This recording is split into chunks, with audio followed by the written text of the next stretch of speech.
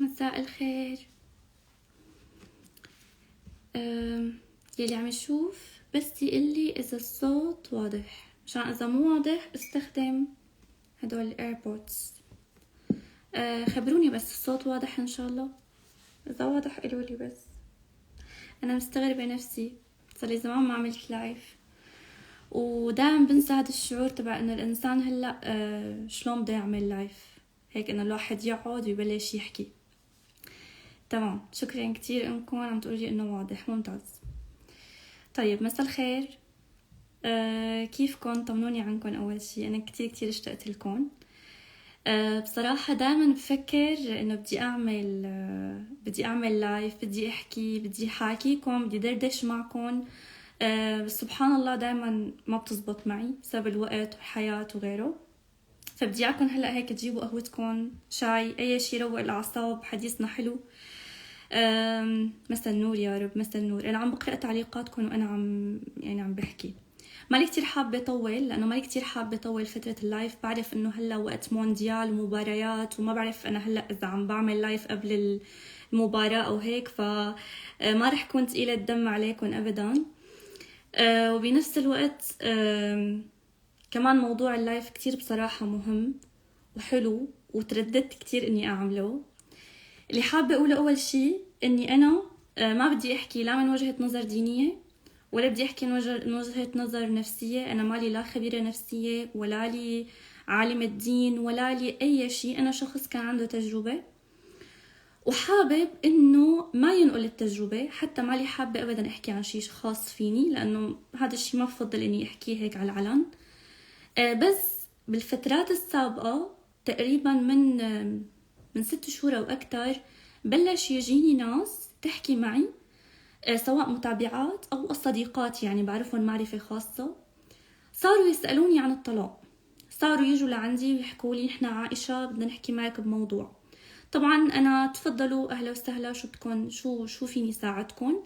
فتقلي الصديقة أو تقلي البنت إنه أنا بدي أتطلق، بس أنا حابة أسمع، يعني حابة أحكي لك قصتي وتساعديني أو تدليني أو توجهيني أو اللي هو يعني.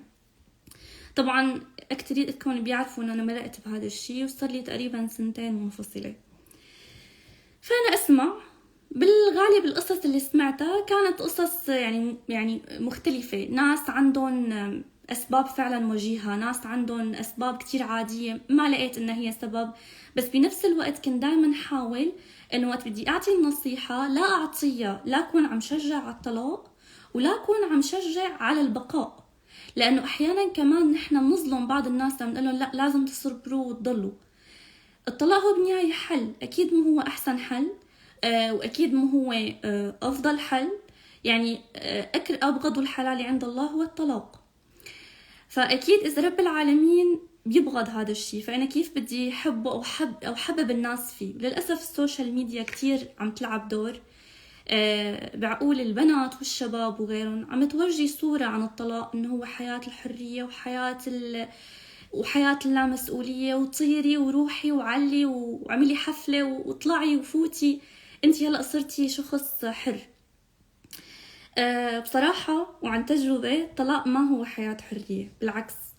الإنسان اللي عنده مبادئ بالحياة واللي عنده خلينا نقول عنده فطرة نظيفة، سواء بنات أو شباب، بيعرفوا إنه حياة الطلاق هي مو حياة حرية، بالعكس هي حياة فيها قيود زيادة. انتي نفسك أو انت نفسك بتضطر تحطوها على حالكم من بعد هاي التجربة.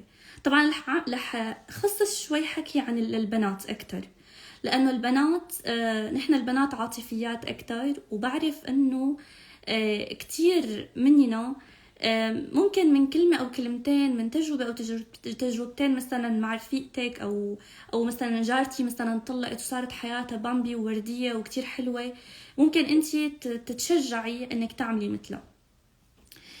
هلأ اللي بدي أقوله أو اللي بدي حاول وصل لكم إياه، بدي وصل لكم تجربة بحيادية كاملة. رح أحكي لكم ببساطة إنه في طريق ناطركم بعد الطلاق. هذا الطريق ناطر البنت وناطر الشاب. تمام، حنأكد أكتر على البنت، لأنه مثل ما قلنا البنت الطلاق بحياتها كتير شي بيهزلها كيانها. قيمكن عن موضوع السترونج اندبندنت وومن، وقيمكن على الموضوع انه المرأة وغيره والحريات. رحنا او جينا نحن البنات طبيعتنا حساسة لطيفة، فبنتأثر. فما بالكم انتو شريك حياة عشتوا معه، ممكن تعيشوا معه سنين، عندكم حتى ممكن منه أولاد، وبتكتشفي بلحظة من اللحظات انه انتي بطريق غلط مع الشخص الغلط بالمكان الغلط. انتي طريق كامل قطعتيه سنين مع شخص، بدك ترجعي تلفي وترجعي فيه، وبدك تروحي لسه من طريق تاني. فانتي بتصير عندك خوف من الرجعة وخوف من الروحة بطريق تاني. فبصير عندك خوف من الطلاق بذات نفسه، الانفصال وكيف حيتم وشو حيصير فيني وين حروح وشو حسوي بحياتي، وخوف تاني ما بعد الطلاق أنا كيف بدي أتقبل ممكن علاقة جديدة بحياتي. فالطلاق بحد ذاته ما له سهل، وما له بصراحة ما له رفاهية. هو حل موجود وبيتخذ فيه إذا كانت فعلا الحياة خلص خالصة بين الاثنين، ومش ولا بد إنه خلص بدون هن الاثنين ينفصلوا، سواء بالتراضي سواء بالكره سواء بالمشاكل للأسف. هلا احنا حاحكي عن الحياة بألمانيا كمان بموضوع الطلاق. شو دور الدولة او شو دور اي دولة انت كنتي فيها، بس بالذات الدول الأوروبية اللي هي الدول اللي فيها تأمين اجتماعي خلينا نقول، كيف تتعامل مع تجربة الطلاق. بتسمعوا طبعا اكيد الناس يلي بالدول العربية بتسمع هذا الشيء كتير، انه الدول الأوروبية بس تسمع في وحدة تتطلق يلا الكل بيساعدها، الدولة بتبعت لها مصاري، الدولة بتعطيها بيت، الدولة بتعطيها سيارة. يمكن كتير مطروق هذا الشيء عند عقول الناس بالدول العربية. ليش؟ لأنه عم تشوف إنه أغلب الناس اللي عم تستقر بالدول الغربية للأسف عم يصير عندها حالات طلاق كتير. هلأ حالات الطلاق كتير مو هي لأنه الدولة بتساعد، لا، لأنه للأسف هذا الزمن صار صعب، وهذا الزمن للأسف كتير صار فيه حالات طلاق، ونحن لحد الآن عم نشوفه. يمكن هلأ أنا عم بحكي معكم اللايف ما بعرف كم حالة طلاق هلأ عم تصير وعم تكون واقع للأسف. الدولة بتساعدك طبعا، انتي كشخص بدك تطلقي او انت كمان كشخص بدك تنفصل، اكيد الدولة بتساعدكم، لكن الدولة ما بتساعدكم يعني من ناحية انه بتشجعكم، وانما هي بتساعد اي شخص عنده نفس المعطيات تبعكم. كنت مثلا عاطل عن العمل، او كنتي مثلا عاطلة عن العمل، كان عندك اولاد، كنتي مثلا لاجئة، او كنتي مثل ما بيقولوا أربايتسلوس او اللي هو. فالدولة شو بتقلك؟ اوكي انتي ما بدك تكملي مع شريكك، روحي اطلعي ودوري على بيت، دوري على بيت سواء لشخص او سواء للاشخاص اللي بدها تسكن معك. يعني اذا انت كنتي طالعه لحالك فدوري على بيت لحالك، واذا تطلعي مع اطفالك فدوري على بيت الك ولاطفالك. طبعا هي اول خطوه بهالحياه الحريه، هي اللي خلينا نقول انه هي الحريه. هون تكتشفي انه انت صرتي فعلا شخص مسؤول عن نفسه، مسؤول عن اولاده. في صورة يعني أنا ما بعرف كيف بدي أوصل لكم إياها، في صورة من الوحدة والعزلة والوحشة حتحسي فيها. صدقا ما في حدا على السوشيال ميديا حكى عن الطلاق، حكى عن هي الشغلة، يعني حكى عن هي المشاعر. انتي متخيلة شو يعني فصل مشاعر؟ شو يعني شخص انتي عشتي وأكلتي وشربتي معه وعشتي معه على الحلوة والمرة، انتي عم تنفصلي عنه. يعني انتو بلحظة من اللحظات كنتوا جسد واحد، وهلأ انتو عم تضطروا تصيروا جسدين. فهي عملية ولادة جديدة صدقا بكل ما تعنيه الكلمة من معنى. مهما كان شريكك، كان سيء كان مو سيء، شو ما كانت، هلا اكس كان شريكك اكس اللي هو مين ما هو مين، شو ما كانت شخصيته، كيف ما كانت حياتك معه، فما تتخيلي انه الطلاق فورا حيريحك. اكيد الطلاق قلتلك برجع بقول الطلاق حل لكتير من المشاكل ولكتير من الحالات اللي فعلا هي حالات ميؤوس منها خلص، ما في مجال تضل معه، وما في مجال تصبر عليه، ولا هو كمان في مجال ممكن يضل معها او يصبر عليها. يعني ليك وعم حط الحق على الاثنين، او عم حط الصورتين. ليش انا عم بحكي هذا الشيء؟ لانه الحمد لله بفضل رب العالمين انا طلعت من هي التجربه بدون ما اكون شخص عدواني. يعني هلا اغلب الانسان الطبيعي بس يطلع من تجربه الطلاق بيكون شخص عدواني للجنس الاخر، سواء هي بنت او هو شاب طلقوا، فبيقعدوا بيحكوا عن الشباب كلهم هيك او النسوان كلهم هيك، أو بيصيروا يعني خلينا نقول بياخدوا صورة عامة وبيحطوها براسهم وبيشرحوها بقى للمجتمع. أنا حاولت كتير، كنت يعني خلينا نقول من أحد أهدافي كانت لما مرقت بهاي التجربة إني شخص ما يصير يعمم. أنا شخص بيطلع من هاي التجربة وحأترك وحأحتفظ بخبرات هاي التجربة لحالها، بس ما بدي أعمم. ما بدي أقول إنه كل الشباب هيك، ما بدي أقول إنه الحياة الزوجية هيك، صير كمان حارب موضوع الحياة الزوجية أو الزواج، صير أقول لا أنا ما عاد آمن بمؤسسة الزواج. أكيد هذا الحكي كله بصراحة لو طلع من يعني الناس للأسف بتعمله. ليش؟ لأنه نحن بشر بالنهاية، عنا مشاعر، فمشاعر العدوانية والغضب موجودة بأي صدمة، والطلاق صدمة، فأي صدمة بيلحقها شيء من الغضب والكره والعدوانية، لكن لفترة من الزمن. بس بعد فترة الإنسان الطبيعي بيرجع بيرودج على الحياة القديمة وبيعطي فرص للحياة مرة تانية. بالمرات اللي كانوا يتواصلوا معي فيهم صبايا، هن قلت لكم سواء رفقاتي أو متابعين، يحكوا لي فيهم إنه نحن بدنا نتطلق، فكنت أطلب منهم إن يسجلوا لي تسجيلات صوت يذكروا لي فيه هيك أسباب ليش بدهم يتطلقوا، شو حاسين، قديش صاروا عم يفكروا حتى بالموضوع، حسبوا كل شيء. يعني أنتوا حطيتوا بلان. يعني عن جد الإنسان لما بده ينفصل لازم يحط بلان. ما نحن بنحط بلان لسفرات كثير صغيرة بحياتنا ولمشاريع صغيرة ولشغلاتنا نشتريها، فما بالكم بفصل حياة. فأنتي لازم مطلقا أو أنت لازم مطلقا يكون عندك بلان. مو يعني بلان إنه استبني أو شخص تاني بحياتك، لا، يكون عندك بلان لحياتك. أنت هلأ عود هيك صفون بينك وبين حالك، وبتمنى عن جد إنه بهذا اللايف ناس تستفيد، يعني سواء أنتي أو أنت بشكل شخصي أو بتعرفوا مثلا ناس بدها تمرق بهاي التجربة أو عم تمرق بهاي التجربة. فأنا ححاول إن شاء الله إني ثبت هذا اللايف يضل موجود. قلت لكم أنا ما حأحكي أي شيء خاص، فما عندي مشكلة إنه يكون موجود اللايف ومثبت. فهيك عود بينك وبين حالك أو عدي بينك وبين حالك وتخيلي هيك، صفني، غمضي عيونك وتخيلي فعلا حياتك بعد الطلاق. انتي هلأ عايشة 5 6 7 سنين ما بعرف اكس سنة مع شخص، قيمي هذا الشخص او قيم هي المخلوقة من حياتك، حذفها وصفون كيف حتصير حياتك. هل انت جاهز انك تاكل وتشرب لحالك؟ هل انت جاهز انك تكون مسؤولة وانتي جاهزة تكوني مسؤولة عن حياة من A to Z؟ شو يعني A to Z؟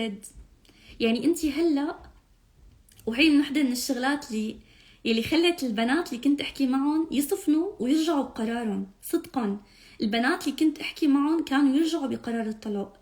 ليش؟ لانهم هن بيكونوا اخذين الموضوع ردة فعل. نحن البنات عنا ردة فعل للمشاكل الزوجية وغيره. يعني يمكن اول كلمة بتقول البنت لزوجها انه طلقني لما تكون مثلا هي كتير زعلانة او هو. الفكرة انه لما اذكر فكرة انك انت تكوني مسؤولة عن حياتك ببلد غربي، بلد غربي، شو يعني بلد غربي؟ يعني اللي حيتعامل معك كشخص قائم حد ذاته. يعني شوفي، تخيلي معي انت حتطلقي، اول شيء حيكون مطالبة فيه انك تدوري على بيت، تدوري على بيت، تجيبي عرض بيت. اذا انت ما كنتي قدرانه تستاجري البيت من نفقتك الخاصه او من شغلك او من اللي هو، فانت بتجيبي عرض البيت وتعطيه للجوب سنتر او للدوله حتى هن يستاجروا لك البيت او ياخذوا لك اياه. في فواتير للبيت، اكيد كلاتنا بنعرف هذا الشيء. فواتير البيت كمان بدك تكوني كمان مسؤوله عنها. في شغله كمان كتير مهمه، اذا انت كنتي مثبته زواجك بالدوله، يعني انت او انتي، نحن بنعرف انه وقت كنا نجي على ألمانيا نثبت عقود الزواج بالدولة، يعني نصير نحن عند الدولة متزوجين. فالدولة والحكومة والمحكمة بتعرف انه في اثنين هون عايشين مع بعض كزوجين، تمام؟ هدول بيترتب حتى عليها شغلات مادية، مثل مثلا الشتويا كلاسة او الرقم الضريبي او المستوى الضريبي تبعهم. إذا كنت أنت متزوج أو أنت متزوجة فأنت بتتبعي لشتويا كلاسة 3 أو 4. إذا أنت كنت شخص عزابي فالشتويا كلاسة تبعك هي 1. وهون بقى بتفرق كل الشغلات يعني. وهي الشغلة كتير أساسية بألمانيا، أو ما بعرف حتى غير مثلا بلاد أوروبية أكيد كمان مهمة. فلما بده يصير الانفصال، قيمك عن كل الضغط النفسي، قيمك عن كل خربطة الحياة اللي رح تصير، أنت حتصيري لازم تروحي توكلي محامي أو محامية عائلة مسؤول عن الفاميليا او الفاميلي او الاسره، يعني بدك محامي اسره بدك توكليه وتكتبي معه شايدونغسانتراغ، يعني بدك تكتبي او بدك توقعي على قرار الطلاق. طبعا بدك تروحي انت وياه، يعني بدك تروحي انت وشريك حياتك. اذا كان هو متعاون معك فبيروح معك، اذا ما كان متعاون معك فللاسف حيعذبك، حتصير مشاكل. فهي انا عم بحكي باحسن حال، انتم متراضين وبدكم تطلعوا باحسان خلينا نقول، وبدكم تحطوا يعني تعملوا هالشي بطريقه مشتركه وبطريقه رايقه. فبدكم توكلوا محامي. طبعا المحامي له اتعاب، كلاتنا بنعرف انه ما في محامي بالعالم بيشتغل بدون ما يكون عنده اتعاب. فاتعاب المحامي بيدفعوا اللي بيوكله. فانت اذا كنتي توكلي محامي، خلينا نقول ان احنا نطلع بالتراضي، يعني انا وياه انا ما بدي منه شيء، مثلا انا بدي اتنازل عن حقوقي بالدوله، بدنا نطلع بالتراضي مقابل اني انا اخلص بسرعه، او خلينا نقول تخلص المعامله بسرعه، تمام؟ فبهاي الحاله بكفي شخص فيكم يوكل محامي، لكن الشخص اللي حيوكل المحامي هو اللي حيدفع اتعابه. واذا كنتي شخص ما عنده دخل مادي، يعني انت ما عندك خلينا نقول راتب خاص فيكي، كنتي شخص على الدولة او شخص بياخد مساعدات من الدولة، فبيقدر المحامي يجيب لك من المحكمة يجيب لك مثل ورقة اعفاء عن الاتعاب تبعه. لكن هي الورقة بترتب عليها 3 سنين، رح يضلوا 3 سنين كل سنة يبعثوا لك بوست على البيت يشوفوا كيف وضعك المادي، هل انت قدرانه ترجعي لهم المصاري ولا لا. لمده 3 سنين بيعملوا هذا الشيء. هي الشغلات كلها اللي عم بحكي لكم اياها كتير انا بهديك الفتره بحياتي كنت محتاجه حدا يقول لي اياها، حدا يقول لي اياها بكل وضوح، بكل صراحه، بكل هي التفاصيل. لكن سبحان الله ما لقيت، ما كان في حدا يعطيني هي النصيحه او يحكي لي هذا السرد، او يحكي لي شوفي شو مخبى بعدين. ما لقيت حدا. فلذلك أنا عم حاول أعطي الشيء اللي ما انعطالي من زمان. فوقت بيجي حدا بيسألني أو بيحكي لي قصته أو بيقول لي أنا بدي أتطلق، أول شيء بعمله بحط قدام عيونه هالإجراءات هي. لما بيقول أنا لا مستعد رغم صعوبة هاي الإجراءات ورغم كل القلق اللي حأمرق فيه، أنا مستعد إني أعملها وأتطلق، فهذا الشخص بيكون فعلا شخص واصل للنهاية، خلاص ما عاد عنده شيء يطلع عليه أو ما عاد عنده شيء يفتل ظهره عليه. فأنا اللي بدي لكم إياه أنه بهذا اللايف أنا لا عم شجع على الطلاق ولا عم شجع على البقاء. أنا عم بحكي لكم الشغلة من طرف حيادي تماما. اللي بدي لكم إياه بس إنه اللي بتشوفوه بالسوشيال ميديا ما له صح. البنات اللي بتطلع بالسوشيال ميديا بتقلك روحي تطلقي، وبتقلك روحي الحياة حرية وروحي المجتمع والدنيا والهاد، لا تصدقون، عن جد لا تصدقون، لأنه كل شخص عنده ظروفه. هلأ أنا مثلا شاء القدر وكنت شخص وحيد، أنا ما عندي عائلة، يعني أنا وقت انفصلت أنا كنت وحيدة 100%، والدتي ووالدي متوفين وأنا وحيدة الإخوات، ما عندي إخوات. فكنت مضطرة أتعامل مع هاي التجربة 100% لحالي، 100% عزلة، 100% وحشة، 100% ماشية لحالي بالطريق. شبهت لكم هلأ الموضوع إنه الإنسان بيكون ماشي بطريق 5 و6 سنين أو 7 سنين أو 10 سنين مع شريك حياة، وفجأة بيكتشف إنه هو بالطريق الغلط مع الإنسان الغلط، صار بده يلف ويرجع. فأنتم متخيلين قديش في عناء لهي الرجعة؟ إذا كانت عائلتك معك أو كان في عندك شخص يساندك، فأكيد هذا الشيء بيهون عليكي أو بيهون عليك، أكيد هذا الشيء بيخفف عنكم. تلاقوا خلينا نقول شريك أو رفقة بطريق الرجعة يونسوكم. الحمد لله طبعا كمان كان عندي صديقات كتير وقفوا كتير جنبي وساعدوني وساندوني بفضل الله. بس إنه عم بحكي لكم عائلة كانت تتكفل بالموضوع أكيد ما في. فكنت مضطرة أتحمل الوضع لحد ما لاقي بيت لحالي وطلع عليه وبلش حياتي. ما بعرف إذا حكيت كتير، وما بعرف إذا حكيت الحكي اللي كل شي بدي أقوله عن هذا الشي أو عن تجربة الطلاق أو غيره. بس عن جد الشغلة الوحيدة اللي حابة إنه توصلكن إنه ما تغركن أبدا المظاهر، ما تغركن أبدا السوشيال ميديا، ما تغركم ابدا تجربه البنات يلي هن هلا صاروا عم يسعوا 100% نحو النسويه، او نحو انه لا ما بدنا الجنس الاخر، لا نحن بحاجه للجنس الاخر. سواء كنتي بنت او سواء كنت شاب، انتوا بحاجه لشريك حياه، لانه هي سنه الكون، هي سنه الكون اللي رب العالمين فطرنا عليها. فنحن ليش نيجي لو نحن ب 2023 حنصير ما بيتغير هذا، يعني الزمن ما بيغير من طبيعتنا كبشر. فنحن كبشر وكناس فطرتهم سليمة، نحن منآمن بالحياة التشاركية ما بين البنت والشاب، ومنآمن بالزواج. يعني نحن من حاجتنا للطرف الثاني هذا شيء أساسي بحياتنا، ما فينا نكمل الطريق بدونه. الأيام حتكون موحشة وباردة وما لها طعمة، العيلة هي اللي بتعمل الطعمة، هي اللي بتعمل اللون، هي اللي بتعمل الفرح. فرجاء مني لإلكم، قبل هلا فيكم إذا بدكم تكتبوا لي أي سؤال، فهلا هيك حاخد 10 دقايق رد فيه على أسئلتكم، بما إنه كنت عم بحكي أحكي. اللي بدي اياه بس منكم إنه قبل ما تعملوا هاي الخطوة بحياتكم كونوا متأكدين منها 100%. استخيروا رب العالمين، اسألوا ناس بتحبوا رأيها أو بتعرفوا إنه هي ناس ما لها متحيزة، أو خلينا نقول عندها خلينا نقول موقف حيادي إلك بينك وبين زوجك أو شريكك. استشيري، مو شرط على فكرة تستشيري الأم والأب، يعني الأم والأب أكيد لازم يعرفوا، بس مو أحيانا الأم والأب أحيانا موقفهم بيكون شوي متحيز لابنهم أو لبنتهم. فكتير مهم بهاي المرحلة تسألي شخص هو ما له لا ناقة ولا جمل بحياتك، تسألي شخص ممكن حتى مجرب، أو شخص مثلا حكيم، أو شخص ذو علم، أو اللي هو. فرجاء قبل ما تعملوا هاي الخطوة بحياتكم لا تاخدوا قراركم من سوشيال ميديا، لا تاخدوا قراركم من جارتكم، ولا تاخدوا قراركم من قصص سمعتوها على الانترنت أو على اليوتيوب.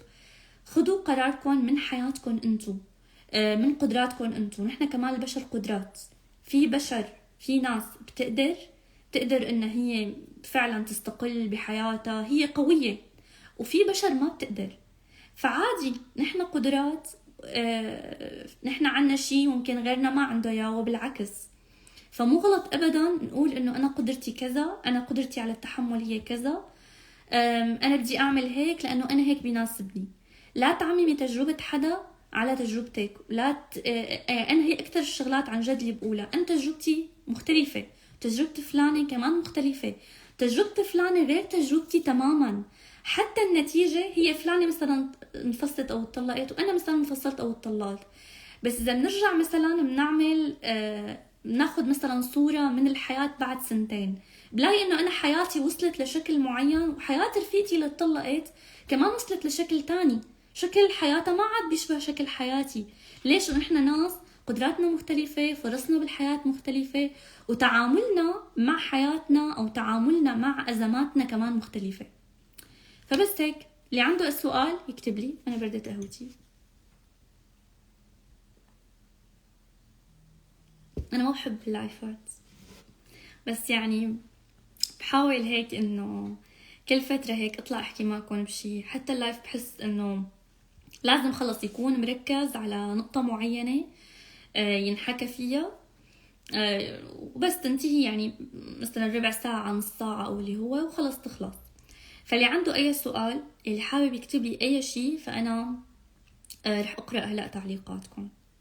الله يسعدكم يا رب. أنا زعلانة إني جيت متأخر.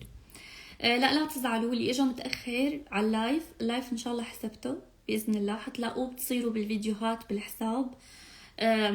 وين حتلاقوه ما بعرف، إذا مع قسم الريلز، ما أعتقد مع قسم الريلز، بس يمكن تلاقوه بقسم الاي جي تي في أو هيك شيء، لأنه هو أطول من مدة الريلزات يعني. فححاول إني إن شاء الله سبته. ما أحلاك يا رجل بخاطرك ويكرمك. تسلمي لي يا حبيبتي. إن شاء الله الله بيجبر بخاطرنا جميعا وبيكرمنا جميعا.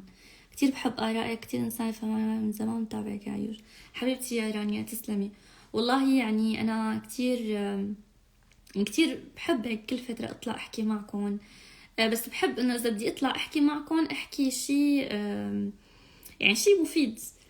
العظيم يا عاشقة منك أنا ما شفت ولا بشوف. تسلم يا رب، تسلم أخي أحمد، كلك ذوق، يسعد لي قلبك، بحبك كتير والله. أنا كتير كمان بحبكم. اللهم آمين يا رب. الله يسعدك. آمين آمين يا رب. آمين. إذا عندكم سؤال ففيكم تكتبوا لي إياه. إذا ما كنتوا حابين تكتبوا هلأ سؤال هون أو هيك، ففيكم تعرفوا إنه دائما الخاص مفتوح لإلكم. يعني أنا صح شوي هيك مثل ما بيقولوا شوي كسلانة بالرد على الخاص، بس والله كتير بحاول. في رسائل للأسف برد عليها كتير متأخرة، فعن جد أنا بعتذر عن هذا الشي. بس الرد على الرسائل دائما بده وقت بصراحة، لأنه بيكون مواضيع مختلفة وأسئلة مختلفة، وأحيانا الجواب بيكون طويل، فبضطر إني أخذ وقتي يعني. فبس هيك. طبعا في ناس يمكن تقول عائشة بتصور، ليش عائشة عم تحكي عن الطلاق؟ يعني بصراحة أنا صح بحب دايما ضل بتخصص لحساب نفسه التصوير والتصميم، بس يعني لا مانع، انتم مثل اخواتي، فلا مانع انه هيك كل فترة والتانية ان شاء الله نحكي مع بعض بشغلات معينة، او بشغلات يعني بحياتنا، بحياة اي انسان سواء مصور او غير مصور. نورة يا عمري، يسعد لي هالمساء، يسعد لي مساكي يا رب. انتوا عم تحضروا المباراة صحيح؟ لا انا خفت، انا بعد ما نشرت انه في لايف تذكرت انه مونديال وانه كانوا مرتاحين امبارح ما عم يلعبوا واليوم بدهم يلعبوا، ف بدنا ترجمة لمادة التصوير بالجامعة. صار قلت لك 1000 مرة. إن شاء الله ترجمة لمادة، الله يسامحك، أنا موادي بالجامعة ما كنت ترجمة. جميلة عائشة حبيبتي. آلاء كيفك؟ شو بتعني بالحياة الأيام؟ اشتغلتي بتخصصك بعد ما؟ ايه عم بشتغل حاليا بتخصصي، بشتغل ميديا ديزاينر بوكالة إعلانية هون بالمدينة. وبصور بالإضافة للتصوير. طبعا التصوير هيك يعني مثل ما بيقولوا نيبن باي، أو بعمله يعني بأوقات الفراغ أو بأوقات الخاصة. ف يعني الحمد لله. طبعا بشتغل من أيام الجامعة. صح كلامك 100% عن موضوع الطلاق، صحيح. بس للأسف يا عائشة الناس أخذت المظاهر. والله مزبوط، بس هون الإنسان صار لازم يحكم عقله. يعني لا كل شي تشوفوه على السوشيال انتو بتشوفوا، يعني او مو انتو، نحنا، انا معكم، انا كمان مشاهد، نحنا بنشوف على السوشيال ميديا نص بالمية بس من الحقيقة الكاملة. نحنا بنشوف عن جد هذا اللي بيقولوا عنه راس الجبل او قمة الجبل، يلي بيكون هو بالاساس يعني 3/4 لتحت المي. فنحنا بنشوف القمة هي الصغيرة، بس نحنا ما عم نشوف شو في تحت. الله يوفقك يا رب وما يضيع لك تعب. آمين يا رب جميعا. كملتي دراستك هون وبلشتي من أول وجديد؟ لا أنا وقت إجيت على ألمانيا كنت مبلشة دراسة بتركيا. كنت بدرس فرع تماما مختلف، كنت بدرس فرع علمي. كنت بيو انجينيرينج أو الهندسة الحيوية. كنت عم بدرس باسطنبول بجامعة اسطنبول. وبعدين انتقلت لهون على ألمانيا. أنا صار لي بألمانيا تقريبا 7 سنين. جيت على ألمانيا عمري 19 سنة، كنت صغيرة، كنت مخلصة بس سنة بالجامعة. وبعدين قررت أعمل لغة وأرجع يعني كمل الفرع اللي كنت عم بدرسه اللي هو البيو انجينيرينج. بس بخلال رحلتي باللغة اكتشفت أني أنا عندي ميول كتير كبير للتصميم والتصوير. بلشت بالتعلم الذاتي لحالي بالبيت وكتير حبيت المجال. فلما صار الوقت أني أقدم على الجامعات سحبت ورائي من كليات اللي إلها علاقة بالهندسة الحيوية، أو اللي هو يعني كنت مع أنه مقدمة يعني على كذا جامعة. سحبت ورائي والله وغيرت كل الاختصاص سبحان الله، ويعني ومشيت فيه. بس كأنه هون كان في، نرجع نقول ضعف الإيمان بالله. يا رب سبتي اللايف، يا ريت سبتي اللايف يا عيوش لأني دخلت بعدين. ايه أكيد طبعا حنثبت إن شاء الله اللايف. افتح عليك يوفقك يا خير. ترى مباراة الأرجنتين راح تنطلق، انتي فاتحة لايف ومحتارين. لا أكيد الأرجنتين. يعني المونديال مرة بالكل 4 سنين، أنا دايما موجودة. أهلين عيوش، منورة بوجودكم مثلي. ايه والله فالحياة بتتغير. انا ما بدي اطول عليكم بما انه مباراة الارجنتين رح تبلش، فهلا كلكم بدكم تروحوا تتركوني اكيد. بتمنى عن جد يعني كنت هيك خفيفة على قلوبكم. وكمان هيك بالايام الجاي اذا كان في ببالكم موضوع حابين نحكي فيه، حابين حتى ممكن تدخلوا انتم معي على اللايف، نعمل لايف مع بعض. بعتقد انه اللايف بيستوعب 4، فما عندي اي مشكلة انكم تقترحوا علي مواضيع، تقترحوا حتى علي بنات او اصدقاء او شباب انهم يطلعوا مثلا يرافقوني مثلا باللايف ونحكي عن موضوع معين، سواء بالتصوير، سواء بالتصميم، سواء بالحياة بألمانيا، اي شيء يعني بدكم اياه، فان شاء الله بنقدر نعمله باذن الله. و ايه كتير حلو اذا ندخل، ايه ان شاء الله اكيد. يعني انا صراحة هذا اللايف كان كتير فجائي. يعني انا راجعة كنت برا البيت، لما كان عندي سواقة كنت عم سوق برا البيت، وجيت على البيت وقررت هيك انه ايه والله انا في لايف كنت بدي اعمله وواعدة فيه، فليش لحتى ما هلا هيك بنص ساعة زبط كل شيء واقعد اعمله. فلولا هيك كنت بصراحة كتير حكستل. طيب هلا بما انه ما عندكم اسئله عن موضوع اليوم، او ممكن ما لكم حابين تسالوا هيك على العام، اللي حابب انه يبعث لي اي رساله بيقدر يبعث لي بكل وقت. ان شاء الله بشوفكم بايام جايه، وان شاء الله بتضلوا بخير وبصحه وبعافيه. وان شاء الله يا رب يكون هيك كل ايامكم سعاده وكل خياراتكم حلوه. وحطوا هلا خطط جديده على السنه الجديده، نحن داخلين على سنه جديده. حطوا خطط جديدة، حطوا أهداف جديدة. خلص اللي فات مات، اللي مرق بحياتكم انسوه، قلبوا الصفحة، عن جد قلبوا الصفحة، كل يوم بيوم وقلبوا الصفحة. يعني أنا كل يوم هلأ عم درب حالي إني كل يوم أطوي. خلص هذا اليوم بدي أطويه بسيئاته بإيجابياته بكل شي صار في، أنا بدي أطويه، بدي بلش بكرة يوم جديد تماما. فأحيانا مفيد إنه الإنسان يفضي مخه، ففضوا مخكم. حطوا أهداف حلوة، خليكم سعيدين، خليكم مرتاحين البال. راحة البال هي أحلى شي بالحياة، هي أهم شي بالحياة. فديروا بالكم على حالكم، ويا رب يعني يا رب يبعث لكم الناس الصح والمناسبين بحياتكم. هي يمكن أحلى دعوة ممكن تدعوها لبعض، إنه يا رب يسخر لكم الناس المناح ولادين الحلال اللي عن جد بيناسبوكم وبيقدروكم وبيساعدوكم. غير هيك العلاقات ما لها قيمة. إذا العلاقة ما رح تجيب لك سعادة وراحة بال وهنا، فما لها أي قيمة بصراحة. فأنت كشاب أو أنت كبنت كتير مهم إنكم تكونوا مصدر لراحة البال والسعادة لشريك حياتكم. غير هيك الحياة ما لها قيمة ببساطة. ويا رب تضلوا بخير، تصبحوا على خير، أو سهرة ممتعة هلأ مع المونديال. وبس هيك. سلام.